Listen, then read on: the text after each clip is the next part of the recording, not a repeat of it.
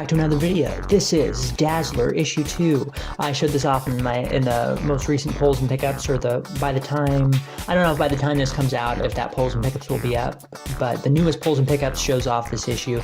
But in that polls and pickups, I also talked about how I am gonna try a new thing, see if you guys like this better, where instead of having the polls and pickups be 50 minutes long or whatever like the other one was, I decided for back issues, I'll just show them off briefly, and then if I have something to say about them, I'll show them off in their own review. So this is my review and synopsis of Dazzler issue 2. There's going to be spoilers for this and spoilers for issue 1, sort of. So yeah, let's get right into it. This came out in 1981, second issue, as you can see, April 1981, and it's funny because this was a little brief intro here. It's funny how this series didn't start until the 80s, yet disco was already kind of out of style by that point. And if you watch some videos or do some research on Dazzler, you can hear about that, and people talking about that at Marvel, and how they were a little late to the punch and everything. And what's also interesting is that Dazzler was actually going to be one of the first, if not the first, Marvel movie that Marvel was going to have be 100%. How would you say, a part of, so to speak, because there was a Spider-Man movie in Japan, I believe, and there was a Captain America movie that they didn't have a lot of involvement with, if I remember correctly. There was the Punisher movie that was done by other people, but Dazzler was going to be one of their first Marvel movies that was going to be, they were going to be more at the helm, so to speak. But it never came to be, but it did become a mini comic series later on, and I believe the script for that was written by Jim Shooter, the chief editor at Marvel at the time, if I remember correctly. Anyways, so you start off with Dazzler getting ready for her big show, and she's talking about what happened in the past issue 1. This continues and kind of finishes off the story of what happened in issue 1. And even though I hadn't read it at this point, you still get to, it tells you enough of what's going on where you're able to tell what's going on. And basically the Enchantress basically has it out for her. That's one of the supporting characters in the Thor series, and she was after her because of her beauty, I believe, that she wanted to be top dog, so to speak, and she was basically, how would you say that, she was jealous of her, so to speak. And then we cut over here to a bunch of different Marvel characters, and that's kind of the interesting thing, is something about the Dazzler series that you could say helped it last as long as it did, but also in a way kind of took away from her character development, was that a lot of the issues involved a bunch of other guest characters. Dazzler versus Doctor Doom, or Dazzler with the X-Men, or Fantastic Four, or whatever. And this issue features ton of characters all over, as you can see from the cover there. So it shows a bunch of different popular Marvel characters at the time. We have the Fantastic Four getting ready for the big show that Dazzler is going to perform, and we have Captain America, and the X-Men, Captain America, and Wasp, everybody all getting ready, people at the Avengers mansion, so to speak, and then they get down and they get to boogie. That's the fun part about this issue. It's just crazy. Very 80s, it gets crazy, but it's very 80s and comical, so to speak. A lot of these issues supposedly are. This is the first issue of Dazzler that I've read, though.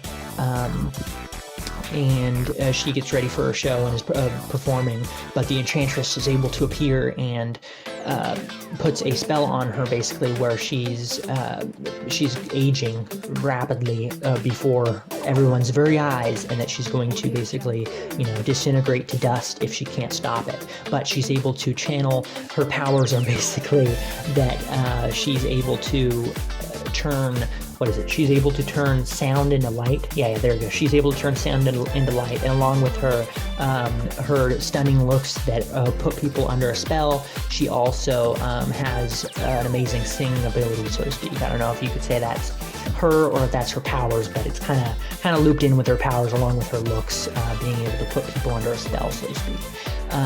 So yeah, she's able to turn the sound of the disco into a beam of light, and that's able to retract off of the disco ball that is giant in that panel and not giant there, and is able to retract off the disco ball and hit the enchantress just in time, and it's able to break and reverse the aging spell that was put upon the Dazzler, as you can see here.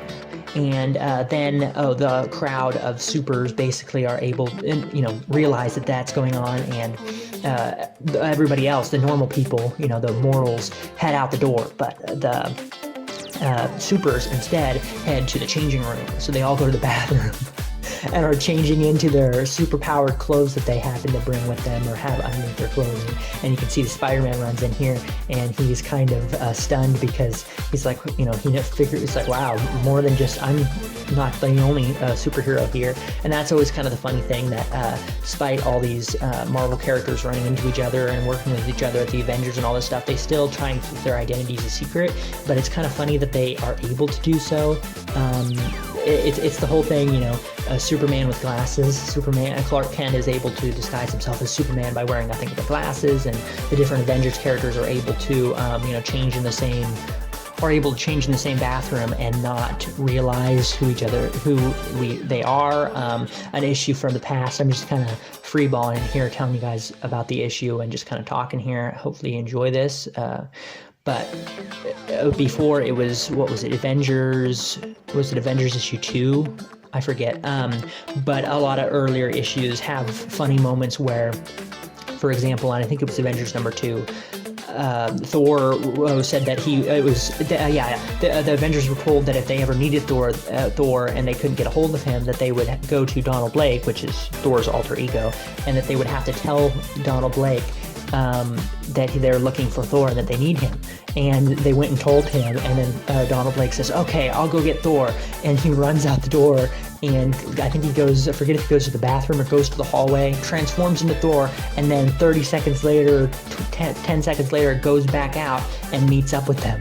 Just that fast. It's that kind of stuff that just, like, it does it even ring in their mind? Does it even give them do they even think about that kind of stuff?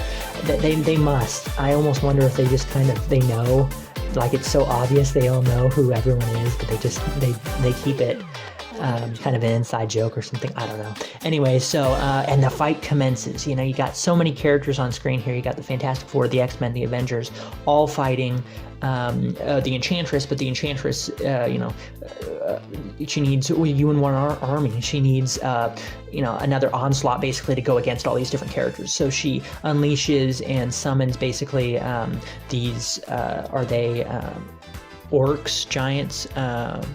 What are they? Doesn't seem to say exactly what creatures they are, but nonetheless, and spawns these creatures into the battlefield, and again, the battle commences, and everybody gets a time to shine. But in a way, because everybody gets some time to shine, Dazzler doesn't necessarily get a lot, nearly as much screen time, or you could say page time, as she should if it's her own book, right? But it's fun nonetheless. Whether this was good for the overall series, good for the character, ultimately it was a fun time, right? And you get to see a bunch of characters all over fighting, and it's just great. A lot of comical jokes and things going on as well between each other, a bit of banter between one another, and it's a little bit, you could almost say it's a little bit too much, a little bit overkill, but I enjoyed it. I don't know, it doesn't reach the same, because of its kind of comical nature and the whole theming of Dazzler, the disco, how many characters are on screen, and how really they only have time to, throw a few punches and make a quip, and then it's on to the next character. Because of all that, if anything, the tone is so light that you can't really have, nothing's really feels that impactful because of all that, but it doesn't really need to be. I feel like I would have more of an issue with this as the series goes on. If every issue was like this, I might kind of start to feel differently, but yeah, enjoyable read for sure. And Towards the end here, we have the Enchantress is summoning forth a ultimate creature that's going to destroy the Dazzler that she's not going to be able to fight, and talks about how she's worried about how her her big show is ruined, and that what if this ruins her singing career and everything. So she channels all the power that she can muster, goes Super Saiyan, and destroys this big demon, basically creature that's coming out of the portal. And it's just crazy because in this issue and supposedly in others, from what I've seen, I haven't read, the issues that come after this, but it seemingly her power level is supposed to be insane, right? She's able to, I think she even fights, she defeats Galactus, I think it was. Yeah, I think she defeats the Galactus and goes against Doctor Doom and all these other characters that, the normal supers can barely handle. And she's able to, for example, once again, destroy this big monster creature and scare off the Enchantress just by going Super Saiyan there. So she's kind of overpowered, so to speak, but, it kind of works, you could say, for the book. It's not necessarily supposed to be an action series. Again, it's more comedy oriented. But after that's all done, the show's not over yet. She's upset and runs off, and the Avengers, X-Men, or Fantastic Four aren't able to comfort her because she, leaves in a huff and is depressed that her career is seemingly over. But it's not, because one of the mortals that actually was still in the building was this client music publisher, and he's going to give Dazzler basically a gig, and he's like, well, despite all what happened, I heard you're singing and it's great. Here's my card. So her day is turned back around, and she takes the Quinjet, the Avengers Quinjet, and they're all able to make it over to the music publishing house, so to speak, and she gets turned down by the receptionist lady, but the Thing is able to spook her, and that allowed Dazzler to slip past in the nick of time, and she found the big boss man, Kingpin wannabe, so to speak, that is the leader of the music business, whatever, music publisher that Dazzler wants to try out at.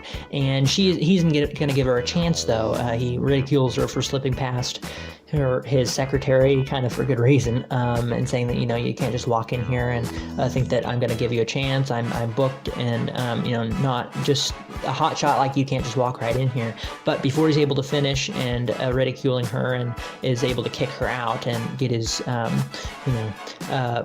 burly guards to toss her out, the whole cast of Avengers and Marvel characters that we saw before are able to tap on the window and say, give her a shot, please give her a shot. And he's so stunned.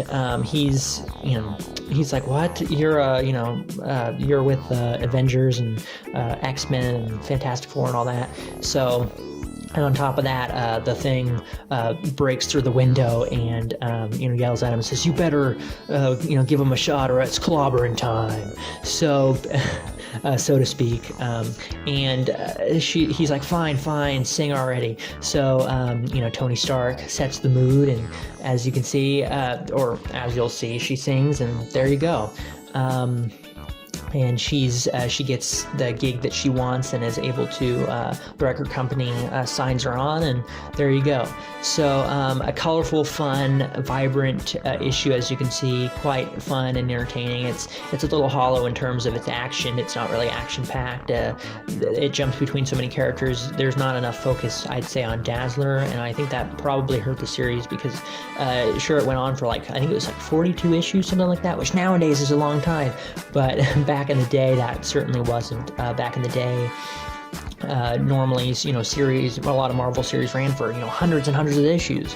Captain America ran for 400 and something issues. Daredevil ran for 390, 380, something like that. So, 42, I think it was what I just said, I think, for Dazzler. That's not nearly as long, and I think part of that might have been because she wasn't necessarily the focus oftentimes in these issues. It was oftentimes, half of the issue was dedicated to other characters, but also maybe that is what made her last as long as she did, possibly because, is she interesting enough to have a series on her own without those characters? I don't know.